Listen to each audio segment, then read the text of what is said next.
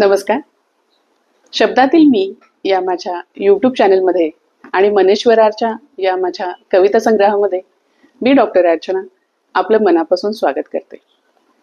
दिवाळी आली म्हणता म्हणता दिवाळी संपतही आली.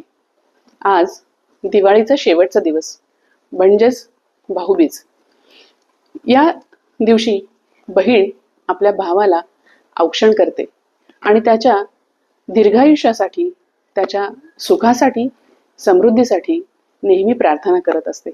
त्याचबरोबर भाऊ सुद्धा आपल्या बहिणीच्या रक्षणासाठी सदैव तत्पर राहील असे वचन घेत असतो. पौराणिक कथेप्रमाणे यमराज आपल्या बहिणीला यमुनेला भेटायला गेले होते. त्यावेळी यमुनेने त्यांना ओवाळून त्यांचं औक्षण केलं होतं, त्यांची आरती केली होती. त्यामुळे या दिवसाला यमद्वितीया असेही म्हटले जाते.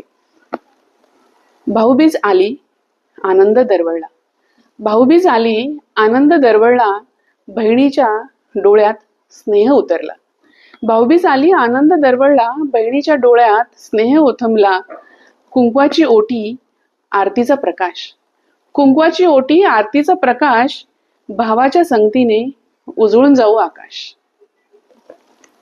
आज भाऊबीज.